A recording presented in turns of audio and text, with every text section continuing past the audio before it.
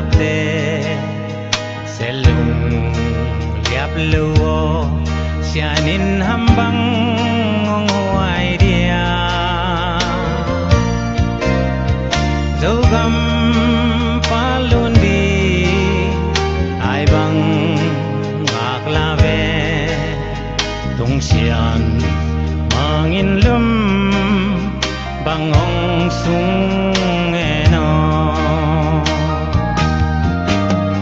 zomi gal kapte alung chambeni dogam palunding mizatan hai banga selung liap lo sianin sate wangin takhe chini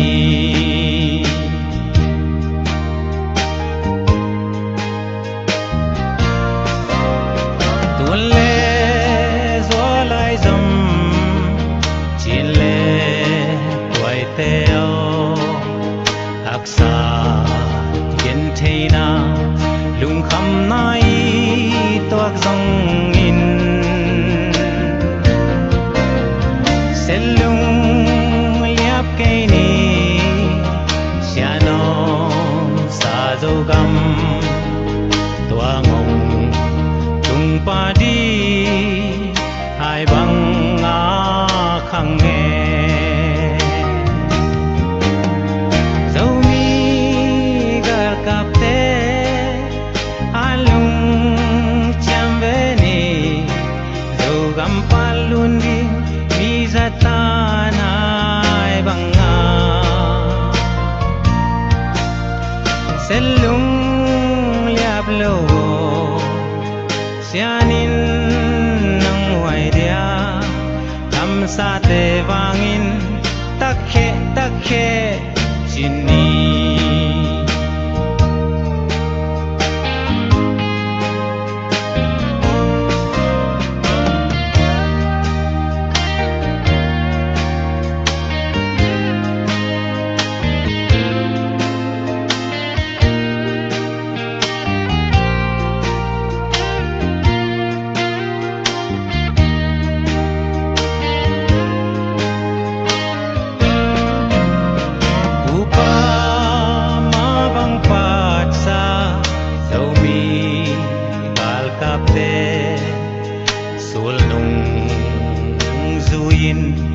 semi kia bang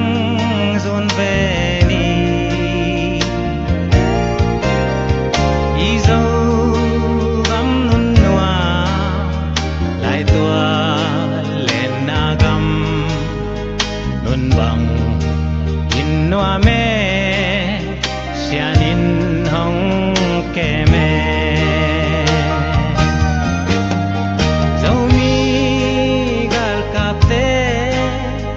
alung chambeni dogam palunding mizatan hai banga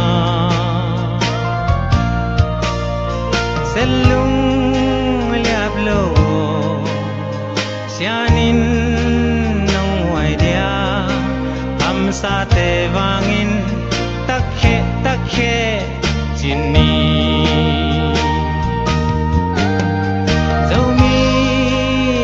kapte alung chambeni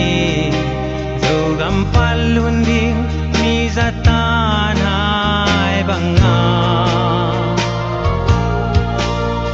selung liap lo sianin nong huai dia kam sate wangin takhe chini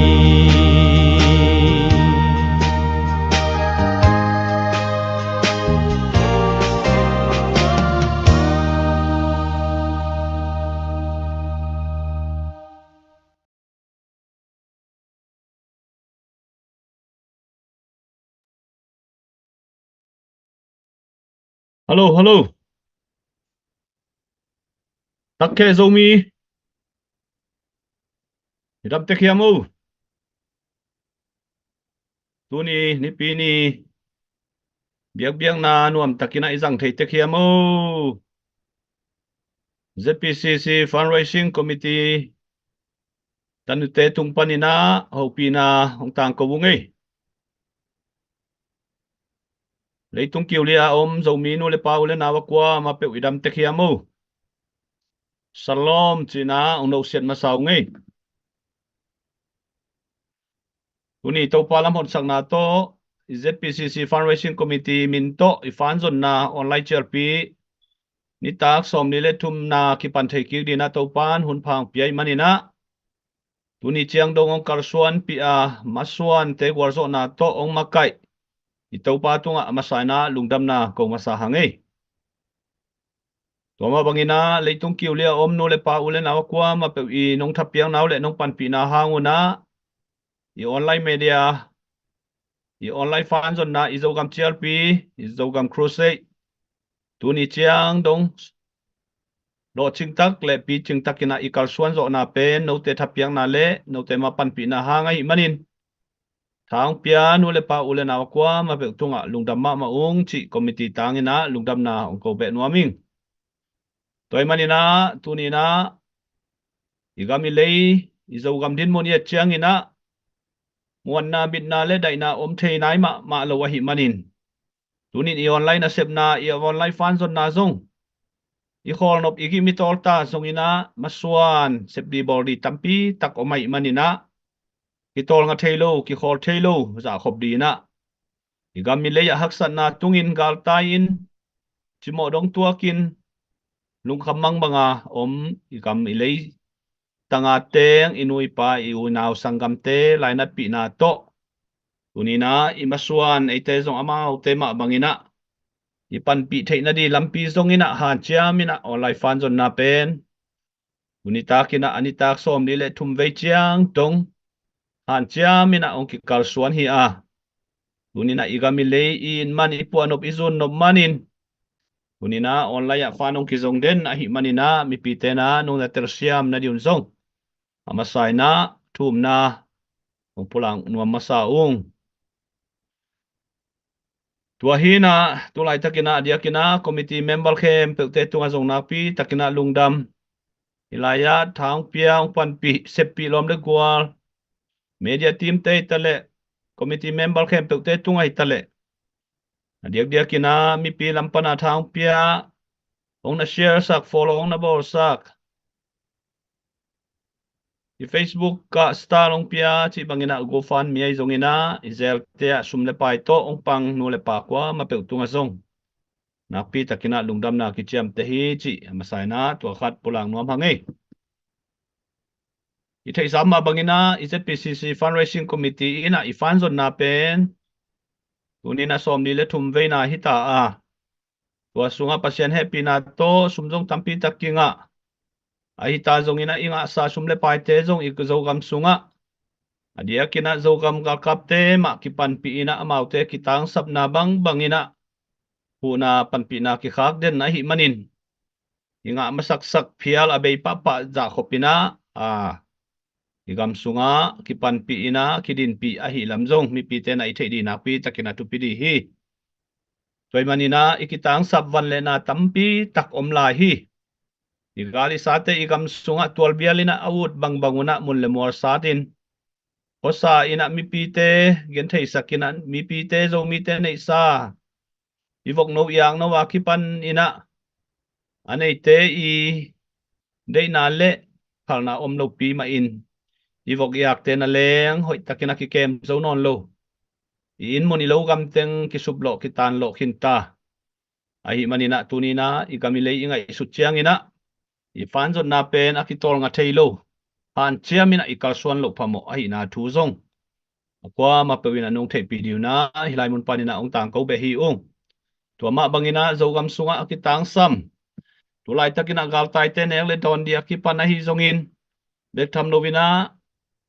a izogam gal kap te ne le don dia zongina uniform dia zongina amau te kitang sap na bangina hilai mun panina han chiamina amau te ngen na zuina ki khak tang a hi lam zong mi pi te na nong thei pi di u tunina hi fan nong khiat na hanguna na sum na pai te mok be het lovina man nei takina gam le ya dina ki ze ka hi lam zong hilai mun panina khat ve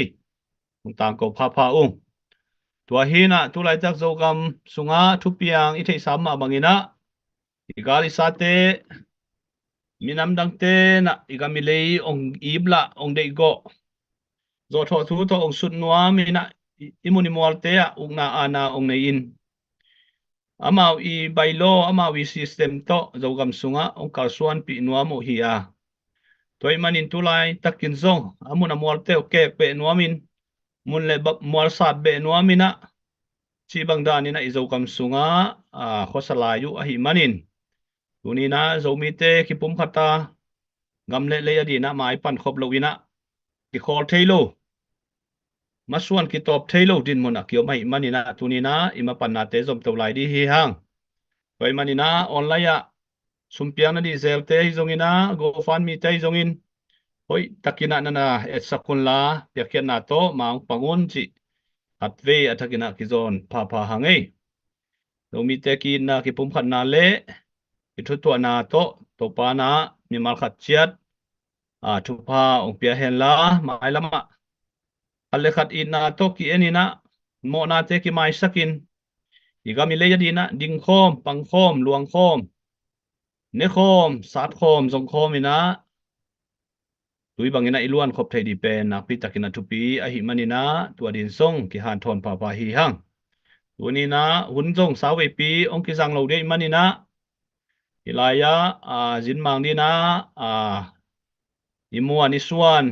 jin mang di zong kine ya hi manina mi pi te na chimta klo takina thana na piang na diun zong zata na lian pi to ong chial be ung tua hi na tulai takina izo gam sunga ine ki idon izon na gam dang toi ki zom na leite ong ki kap tan sakin bek tham lovina tonjang gam sunga CNF te a hi zongina anung zui te hi zongina ut banguna mun le mual suak ta takina gam ta layu a hi lam zong mi pi na i thei sa hi to ma bangina te dim khopi sunga zong gal tai pen van ladi ni ten puan sil ladi na cha jeu jeu chi bang bekina ki oma ai zongina in lum lo lum zuan ki ka lungnuam tol dam taka om thei na di na kwa ma gal gam panina in mun lo gam ki zuan ngam nai lo a hi lam zong mi pi te na i tel di na hi lai mun panina ki gen son hi ni in to ma bangina pi do ta lama ai zongina mai noi lama hi zongina bodi ma lama hi zongina to bang ma ina in le lote mul le vai suak hin ta ina mi pi te gen thei in liang vai in mang bangina i kiom lai tak hi a tu lai takena mi te sang ka je ta le zo mi te na gam tenga i lei tang tunga sang na leng ki ka thailo ine ki don di na leng ki nei lowina gal ta in mang bangina iom lai takai manin igami lei i na to i vai hom na te a ma pangkhom tanga tha le nga som le pai to ikipan pi tang di pe na pi takina thu pi hi chi ilai mun panina hat thon na ki pe be ungei toy manina India zo mi te hitale kolgam sunga zo mi te tele tulai taka i haksan na ki bang a hi manin ivan puak te pokhoma ma ki pangkhom a hi manina mi pi ten zong ilai muna ma pangkhom ina tha la khomina na sem khom di hi hang chi ina to ki zon pha hi hang tuina hunpi lama lut to pa ni na tunita izin mang pi di ai chia la hi gam le adina si tan phai na chini ei pilna siam na nei khem pe nei le lama ki panina ki phal tak le ik si khet lovina ong ki pe khet na hi puthang boy sa tang na lian pi to ama tuina hun pe to pa ni ei hunong piong le puthang boy hunong la to le lu dam ei lungdame chairman tu ibanga deisakna nong piak non hanguna pasian tung le community te tunga lungdam tuang kawing munchi mol chi om ka zomi pi te khem pe zomi chibai china chibayong booking anung ta pasian min to athak thakina zomi pi te munchi mol chi om te bang i chiu hiamo idamu hiamo ilung khamu hiamo ilung nau hiamo ai ta zongina leitung inun tak sung pen nom ni da ni angom dinga lung hamang bat ni angom dinga a hi hangina pasian lam en peuleng khat veite ia dinga ni thak ni no ong swak ding hi lai siang tho sunga jesu tuipi tunga apai tak chiang ina anung zuite na agal pan amu chianguna doi sa ina lawin ki kowa aling tak chianguna jesu ina ke hi achi ma bangin eite pen i om namuna lungai mang bangin i om kha hiam a hi ke le hamsa sa nei leitung nun tang na te ingai sut na te jingwai bang chi hom ding i chi na ilung kham nge hiam ilau na te ilungai na te imang bat na te pasian kyang tung ding hi hang elai siang tho sunga dena igen pen zom ki non le Peter ina to pa jesu nang ma na hi le ke jong na kya ong pai nuaming chia jesu na ong pain chi na Peter zong pasian lam jesu lam enina tuipi tunga pai hi to tuipi ki hote iet tak chiang ina lai siang tho lai siang tho lam asiam te na asui mi te na again chiang ina Galilee dil pen Galilee tui pen tua za dong a ki hon na di thu om ngei lo hi si na again a tua zan pen tui te ki hwalina hui pi te nung ina nung zui te hi ta he no a hi ke le along pen ki se pina ki hotina long sung ngo na tui te lu thi to pen ei zo mi te zong tu lai tak inun tak na sung pen bang chidana kal swan ding bang chidana om ding lungkham mang bat na ten ong tuam mo a hi ke le ham san na te tampi tak ong om kha hiam a hi hang ina to te to lungai mang bang ding hi lo hi hang pasian ending hi hang tui pi ki hot te tui ki hwal te pen e ya dinga tu lai tak ham san na ituak izo gama itua ma bang hi tum lama om hi ta he no swa lama om zo mi te hi ta he no ham san na lian pi tak ki nei na tua pen ilai siang tho sunga itang thu gen ma bangina tuipi ki hot te tua te to te hin thei hang a hi hangina pi te in pen bang hiam chi le pasian a ya tak chiang ina tua tui ki hot te tunga pai the ya tua tui ki hot te pen bang ma phok non lawa jesu a tak chiang ina lao na te ichi hiamo a hi ke le abuai na khem pe a ubla na te khem pe mangina tuipi tunga pasian ma bangin pai te hi to ma bangin ka zo mi pi te o ilung kham mang bang hi ta zongin pasian en ni hang pasian ko ni hang thungen na to ikingai dam thei lo na bang aom kha ka le pasian anung ta pasian zui hi na to akitonina pasian kianga thum na thungen na nei na pasian ending hi hang pi te ina akim akianga tui ki hotte hui nung te pen ayat tak chiang ina jesu pana amit aswan khiak chengena tum ding ki sa hi tua panina jesu ina khut to lenina hun khia hi tua hi tang thu pana igen nop non bang hiam chi le iki in ikianga thu piang omte a hi ta zongna inun tang na sunga ipal khang na te a hi ta zongina adia kholin tu lai taka izo gama thu piang te in le lo akang te bang chida na jing chang jing vai hom ding hi in pen bang chi chenga lam zo non ding chi ngai sut na to a hi ke le lung ngai mang banga koi teng pana nek ding mu ding ka hi hiam bang chida na kanun tak zia ding ngai sun ding ka hi hiam chitena itai na ding jesu bek om hi jesu ina mi hingte lungsim ki khel sak theya jesu ina pasian ina anung ta pasenin a om lo pan a om sak theya a om sa jong lamang the hi tunia na ka na te pen pasian kyang tungin la tunia haksa na sak na te pen pasian kyang tungin hile pasianin onglam to thak dinga jing chenga dinga huawak nun ta na thak ong pe ding hi tuama abang ina izoga ma jong tu lai takin him jing ina huamial ma le jing chang in hua ong wak ding hi ni pen ni khat khit ni khat ong pa ya ni ong suak zel ni ong tum zela jing hua ong wak ding chang amial chi taka amial hun om hi tu lai tak pen izoga ma dinga tu amial chi taka amial hun pe jong hi the hi to hi manuna lungai ke ni lung ke ni han cham ding hi hang pasien kenga up na mo na tenga ding hi hang to panin na eya ding in khwa ong wak thak dinga nang le ke in tunia ipiak hian na te tunia tha ipang na te tunia isep te ibol theina a e hi na khoma ipan na te pen pasianin thupa ong pe dinga jing chiang ina khwa ong wak dinga jing chiang ina izogam ong palun thak ding hi mi te na I in ilo ong hal sakte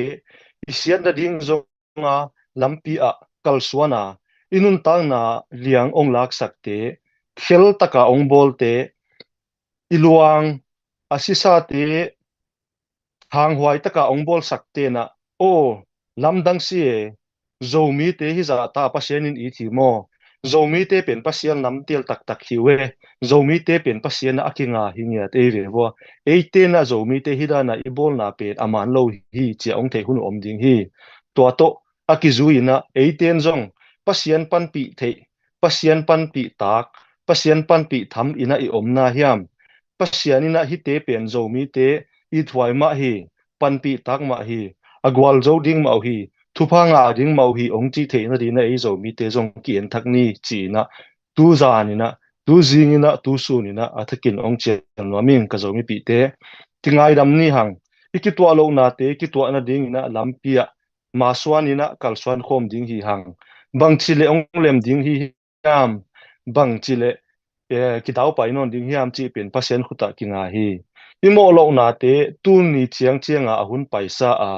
itung sia te hi ta he no imakai te hi ta he no adik lo naw a om kha a hi ta zong ina ngai dam ni ina amao zong pasian ke nga ngai dam yet sak ni to ama to akizoi to ni na amao zong ana hi hia lu a hi le amao zong mo mai na pasian tunga ngenu hen china gi amao zong chial no ming hi teng pan ki khelna imo na te ki mai sak ding pasian ma bel le ei zo mi tia dinga ki to na ongom dinga ni thak hun thak thak kisan thei dinga kimu thei ding hi zogam ong palun ngei dinga tunia ika na khituite tunia pasien ke nga thu inget na te tunia itha izung inne ilelam isum ipai ihun te ipiak na te ong thon lo ding hi to ma bangina ka zomi pi te o ka thugen anangai kha khem pe te o he pi na to kingai damina pasian ma bel ten tanina pasian ma len ten tan ding hi hang ka thu tom na ding ina ka gen sa ma abangina ibiak na makai te ibiak na kipol na te zong athakina ong khang lo thakun ko hitenga ong pa ong gen te zong achin pen asiam pen hi keyung ai ta zong ina minam gam kai naw hi kachit lo naw zong tampi ta kom khama inte ka hoi lo naw zong tampi ta kom khama inte aman lo hoi lo na sak na te o ma le ong gen se keyun la ong sim gen keyun la ong hil tho un la ong pat ta un la hidan an hi penu man lo ding hi ve o hidan ina ong hi un china ong gen zo leute to pen ko hoi taka ong ngai to ding in ki kum khom ding in to izo gam zun ding hi hang china hi tom chikina ka thu te ong gen ina ong khin ning ni khem pe zo mi khem pe pasianina thupa ong pe che ta hen zo mi zo gam takhe lungdaming chemen pu takhe zomi lungdame pu thang boy tunina thuman pha pasien tu 6 tanina lai siang tho bul phuina nungen khiat thu te hangina napi takina lungdam hangin tunia ilai pongen kha nu le pa ule na kwa ma pewin zong thanga ina ki pum khat na ki in na ma to khut ke le na sem khom theidina hoi lamina ki lak sa khangina to ma din zong to pa na zomi ta thakina thu phang peta hen china lungdam na ki ko hangi hai le lungdam hangina tunina I online fan zon na ai bang mai na e om namun chat panina I Facebook te na share sakun la thana na piak sakun la tulai takina mi zali kim om hi manina wa sunga I share zong zali aphanai hiam chi khan na sakun la achin nai ke ale na share sakun la thana na piak sakun I go fan mi te zong asumna na thun sakun la bek tham lowina Israel te zong sumna na thun sak ja un chi wa khat hilai mun panina ong tang ko bungai asol lovina I online fan zon na zong ina sepdan ong ki khan tor dia I fan te ong ki belap sem na dina lam tuam to ong ki sem to di hi bulai tak online social media amin thang ma million na thei dia mi hing te pil na siam na leitung khan to na to ki zui na i crypto i khon te khong na leng to fan zon thei na di na vai tampi tak ong ki kel to wai mani na to te zong a sol lovina ong ki tang ko di hi chi hi lai mun panina ong tang ko wung so ma bangina akisam bangina thulela ong ki katang ko zel dia cabinet to ki zopna ki panina zogam masua nai zong in zogam chera sik sana kal suan nai zongina pipite thei dia kilom thulela te a hunzui na abde yung ki peto zel di hi chi zong hi lai mun panina ong tang ko wung ei nuam hangi toile tualo committee sunga thugen di duam thugen nuam kam khat kam ni again nuam yam dia mo heteng mi set kang sung ki dong pang ni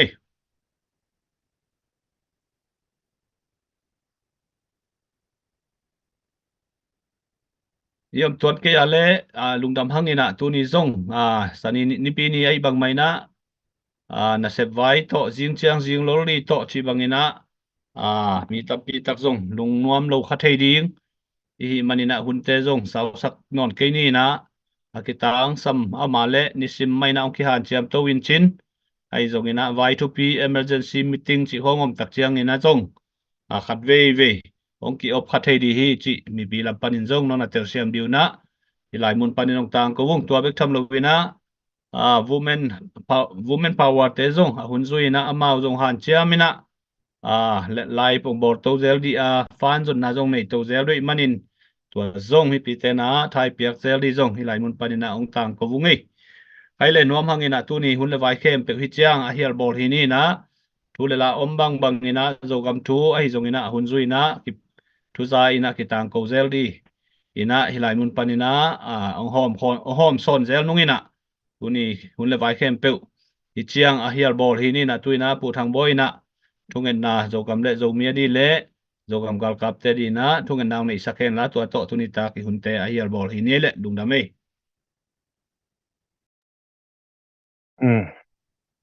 Okay, thung ngen ni le van le sunga thulam teng siam tu chiklai pe hon singi lo hon pian ki man hwai ton tung Abraham Pathian Isaac Pathian Jacob Pathian Israel te Pathian ne ko zo mi te Pathian to pa o he bang hun man pha to pa nang man hon pia a he muna ZPCC fundraising committee ten tu ni a di nga to pa ka hun tom chikon jat sungu nang man hon ki thwa pia bula pa to top tong nang man nam pi jekin na keng ki pa thu ka hon gen hem tu ni na to pa chinglo sa ina o siam lo sa ina to pa o gam le kanam kai na teu thu kong gen wa nang ma thu te ki bul pwa pa jin thu te ka hon gen hiat teu to pa o kilom lo ka gen kha kom le to pa nang man he pi te kon ngai damin lan again dikha ku a om le to pa nang man thu pa on piak sakin nan angai khe tu te hem pe le ke again khe tu ma bang le to pa o nang ma di na banga kal suana kinga ka zo mi ka zo gama di nga to pa o thatak sana nang ma vol zo na bu thing e di nang man thu pa on piak sakin huchima bangin tu ni na ka zo gamwa to pa o agal ta hi ta he no ai ke le to pa o haksan na tampi thua ka in le lo ka nga omte damlo hitanga omte a hi ke le to pa lungai mangbanga omte naupang tampi tak to pa o laisin na sunjam theilawa omte hitare to pa lungai mangbanga omte to pa o wai bana to pa o kazogam sepai te to pa o nang mana mau te om na khem pe wa to pa nang man pin ching kem ki tho pi om pi in lan na vol zon na bukin lan dam na han na te to pa nang man pia a nang ma thatak la a nang ma muan na nga a kal suana to pa o hin khwa te to pa o nang ma de na banga to pa o zang thei ding in ko zo mi mal chi te to pa nang man khamwan in lan uchima buin ZPCC fundraising committee ta heno a hi kele zo mi song ki pol khom na tuam te to pa nang man mi mal chat mi chi tunga to pa zo mi te hem pe tunga ki na te ki lai na te to pa o nang ma hing pathian zui tu ko hon hi na ma abangun to pa o nang ma de na bang khwa te zanga ki na te thak saka to pa o kalsuan khom thei ding in to pa nang man hon pi in lan dunia ka zo gamu tulpan kai te to pa jingchenga to pa o honno so thaka Jerusalem ki bol thak banga to pa nang man hon bol thak sakin lan asunga teng zomi zota te to pa o kitwak diam de makal kun son khom theina diun na kha siang tho to pa na man hon sung banonin revival to pa o ka poima hi ko zo ga ma to pa o nang man mi mal chi te tunga na thu pha ong pi in lan zo mi zo ta te to pa nang man hon pi in tu chiang chang non pi non ma kai na te teng teng je ki pa thu gen in hil gai dam nang ngen in na khut kwak ma noi suan ki kem sakin suan dang mon dang ni lo ko te honita sale si hin na hon le hon tan na ta na jer jesu christ min to pa pathiano na ma kyang kung thum hi amen Amen, amen. Lung dame. Lo mi te tu ni hun tam nau sung iki mo na te ya. Yom na chia ta to pan chi dam lu dam na le ma suan chia ta wor zo dau pai da tu phang pia hen la adia ki zo gam sunga om. Chi mo dong tua gal tai te jong to pa nong om pi nget ta he no. Chi damina jing chiang ki muking ni to pa tu pa.